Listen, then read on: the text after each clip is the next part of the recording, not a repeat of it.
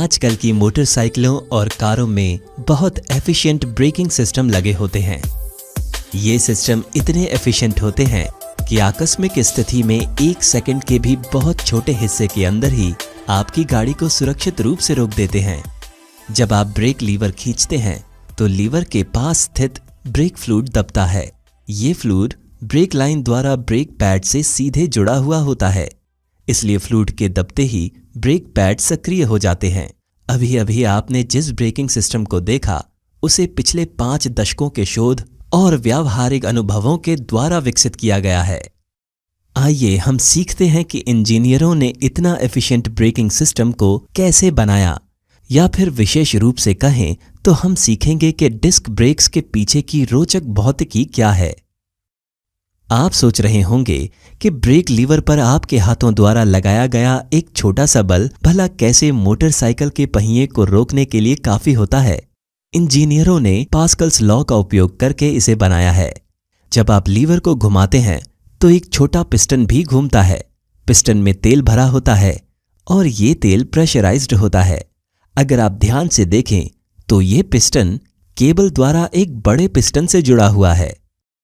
संक्षेप में कहा जाए तो बड़ा पिस्टन ब्रेक पैड के पास स्थित होता है और छोटा पिस्टन ब्रेक लीवर के पास स्थित होता है। पास्कल्स लॉ के अनुसार दोनों पिस्टनों पर एक समान दबाव होना चाहिए।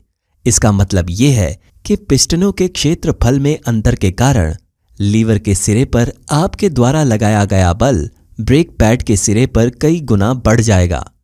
ये बल ब्रेक पैड को आगे बढ़ाएगा और ब्रेक पैड ब्रेक डिस्क को दबा देगा और इस प्रकार पहिया रुक जाएगा। डिस्क सीधे पहिए से जुड़ी होती है।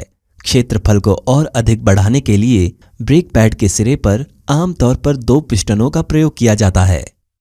इस प्रणाली के बारे में एक और रोचक बात यह है कि पिस्टन तो केवल एक तरफ लगे होते हैं, लेकिन फिर दूसरी तरफ के ब्रेक पैड कैसे चलते हैं?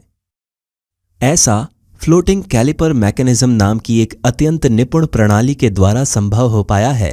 गौर करने वाली बात है कि इस प्रणाली का सबसे बड़ा हिस्सा कैलिपर स्थिर नहीं होता, बल्कि लीनियर मूवमेंट करने के लिए स्वतंत्र होता है। मोटरसाइकिल में एक कैलिपर सपोर्ट लगाया जाता है जो स्थिर होता है।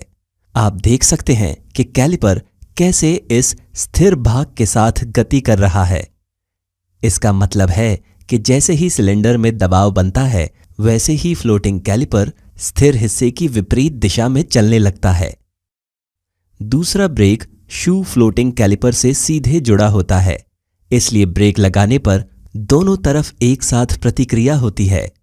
डिस्क और ब्रेकिंग पैड्स के बीच फ्रिक्शन के कारण बड़ी मात्रा में गर्मी उत्पन्न होती है और डिस्क बहुत ज्यादा गर्म हो जाती है। मोटरसाइकिलों में डिस्क के चारों ओर हवा के प्रवाह के कारण इसके तापमान को नियंत्रित किया जा सकता है। कारों में तापमान को नियंत्रित करने के लिए हवा के कहीं अधिक प्रवाह और अधिक क्षेत्रफल वाली सतह आवश्यक है। इसी वजह से कारों की डिस्क के अंदर वेन्स होते हैं। वेन्स हवा को किरणों की तरह फैलाकर बाहर की ओर फेंकने में सहायता करते हैं।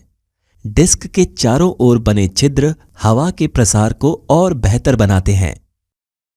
डिस्क ब्रेक प्रणाली एक साधारण प्रणाली लग सकती है, हालांकि ऑटोमोबाइल को सुरक्षित बनाने में डिस्क ब्रेक्स के योगदान को समझने के लिए हमें पहले डिस्क ब्रेक्स के पूर्वज ड्रम ब्रेक्स के बारे में जानना होगा। ड्रम ब्रेक्स ऑटोमोबाइल उद्योग में कई दशकों तक छाए रहे। इनका प्रयोग अभी भी कुछ कारों के पिछले पहियों में किया जाता है। इनकी कार्यप्रणाली बहुत ही आसान होती है। इस मैकेनिज्म के ड्रम सीधे पहियों से जुड़े होते हैं। जब आप ब्रेक लगाते हैं, ड्रम के अंदर लगे शू पेयर फैल जाते हैं और फ्रिक्शनल फोर्स के कारण पहिए रुक जाते हैं। पहली नजर में ये मैकेनिज्म आसान और बिल्कुल परफेक्ट लगता है, लेकिन ड्रम ब्रेक्स अक्सर ब्रेक लगाते समय बहुत अधिक गर्म हो जाते हैं।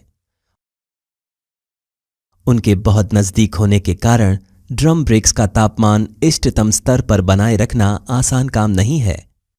इस तरह बहुत अधिक गर्म हो जाने से ये फैल सकते हैं, खराब हो सकते हैं या इनका आकार बदल सकता है। चूंकि फ्रिक्शनल फोर्स कम होने के कारण ये पहिया तेजी से नहीं रुकता, रोड टायर का फ्रिक्शनल फोर्स भी दूसरे टायर की तुलना में कम होगा। अलग अलग फ्रिक्शनल फोर्स के कारण ब्रेक लगाते समय एक नेट टॉर्क पैदा होगा और इस कारण पूरी कार घूम जाएगी। इसलिए आप देखते हैं कि जिन पुरानी कारों में ड्रम ब्रेक्स लगे होते हैं वो कभी कभी ब्रेक लगाते समय दाएं और बाएं को हिलने लगती है। अत्यधिक गर्म हो जाने की ऐसी कोई समस्या डिस्क ब्रेक्स में नहीं होती है। ड्रम ब्रेक्स की तुलना में डिस्क ब्रेक्स की स्टॉपिंग पावर ज्यादा अच्छी होती है। आपको ये जानकर आश्चर्य होगा कि ज्यादातर हैवी ड्यूटी ट्रक्स में अभी भी ड्रम ब्रेक तकनीक का उपयोग होता है। इसका कारण बिल्कुल सीधा सा है कि ट्रक के ड्रम ब्रेक्स में धातु के बड़े बड़े पुर्जे लगे होते हैं। वे गर्मी को सोखने का काम बहुत अच्छी तरह से करते हैं और उन्हें ज्यादा गर्म होने से बचाते हैं। डिस्क ब्रेक्स ड्रम ब्रेक से अधिक महंगे होते हैं, इसलिए हैवी ड्यूटी ट्रक में डिस्क ब्रेक्स का उपयोग करना किफायती नहीं है। हम आशा करते हैं कि इस वीडियो से आपको डिस्क ब्रेक तकनीक के बारे में अच्छी जानकारी मिली होगी।